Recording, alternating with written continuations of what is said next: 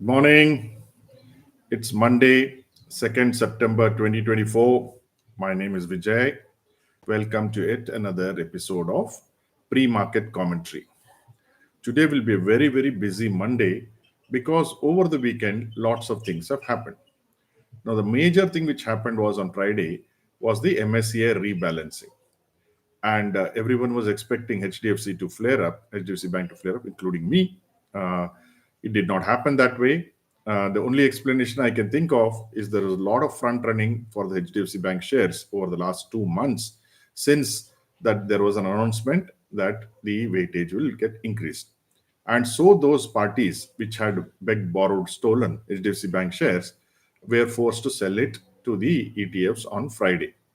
So therefore, nothing much happened. The real story begins, I think, from this week onwards about how HDFC will perform because there is just now no overhang of any supply, which was front run for the last 4 weeks.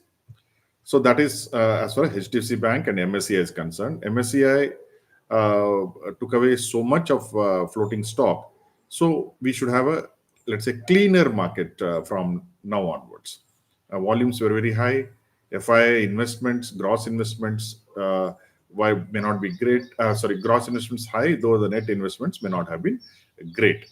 All because of MSCI. So you had active funds selling to passive funds on Friday.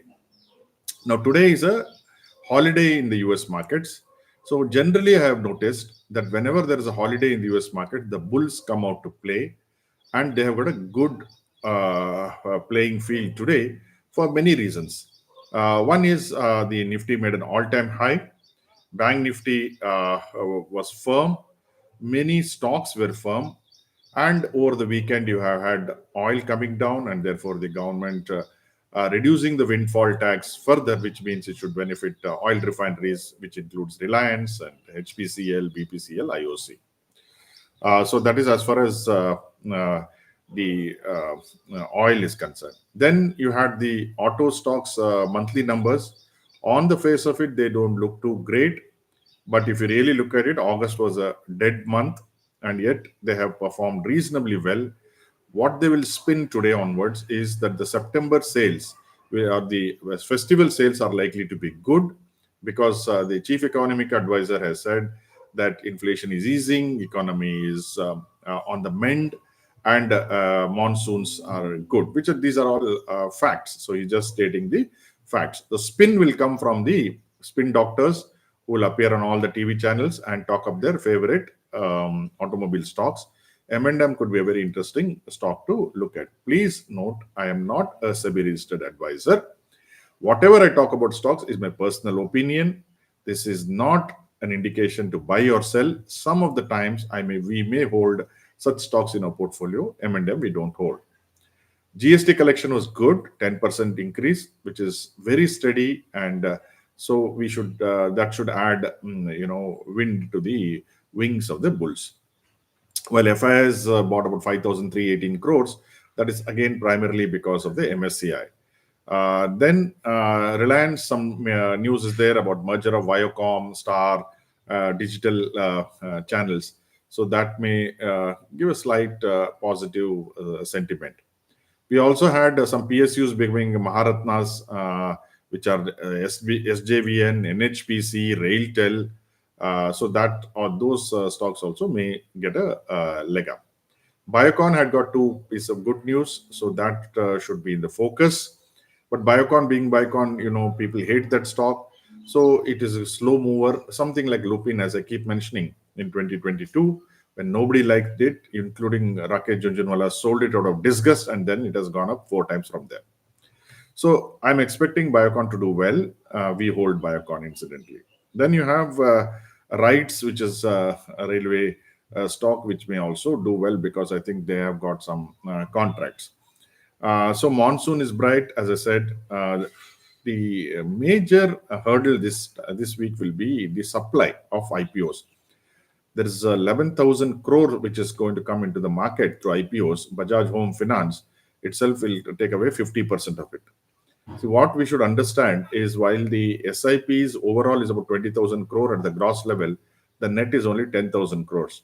So if you add other mutual funds, uh, direct investments, plus you have an EPFO, so about 20-25,000 crores comes into the market every month. Out of that, half of it is going through IPOs.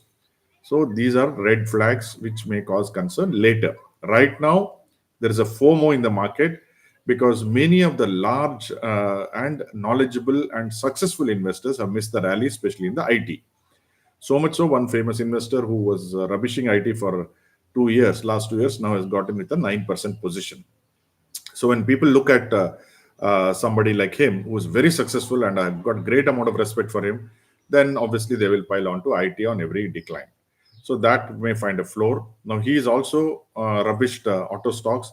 One day probably the market will make him buy those, and then you will see again auto stocks may get a second wind. Now, on the weekend, you also had the minister, Mr. Gadkari, who said that he will put stringent conditions on diesel vehicles. So, which means diesel vehicle stocks may be under pressure. The non-diesel vehicle four-wheeler, which is Maruti, may be the beneficiary, at least superficially. So that is as far as the auto stocks are concerned. Then we talk of infra stocks. Infra output has gone up to 6.1% on a year-on-year basis, growth of 6.1%. Last year was 4%. So significantly grown by about 50%. So that is very good. Then you also have GDP numbers, which came in at around 6.6. The economists were expecting 6.5. Now, this is past data. Moody's are talking of 7.2 next year. So I think market being a forward looking mechanism. So the market should, I think, actually look at GDP numbers of 6.6 as good. So all in all, there are lots of good things going for the market, but there have been 12 days of continuous rise. So you may have an intermediate top sometime during this week. I won't be surprised if this momentum continues. Some momentum has to break somewhere, but that doesn't mean you should be bearish. That is a very good occasion to buy select stocks. No need to chase stocks, I feel, because many times you'll get false breakouts. It happened in end July, for instance. So August was a terrible month for people who bought on breakouts. US markets did well, and okay, we will see them only tomorrow. Asian market, Nikkei hit a double top on July 31st levels. July 31st is when they increased interest rates. So it has sold off from there. I expect it to cross that because N, which had gone down to 141, now is around 146, 145, 146. The story of the N carry trade, in my opinion, is over. And now the carry trade has shifted to the DXY. DXY is under pressure. Oil is under pressure, which is good for the country and in terms of inflation. So all in all, we should see a good week, but it could be volatile somewhere later because of the irrational exuberance and the FOMO factor, which will come into play. I'll be very concerned about the FOMO factor because lots of people feel they're missed out and they have to jump in and buy at whatever price. I at least won't do that. We will go today into trade on the BTFT formula, look at our stocks, and then try to make some money on a day-to-day basis. Once again, I mentioned that I'm not a SEBI registered advisor. Whatever stocks I've talked about, please do your own due diligence. Whatever you do today, hope you have a successful trading day. Thank you for joining. Goodbye.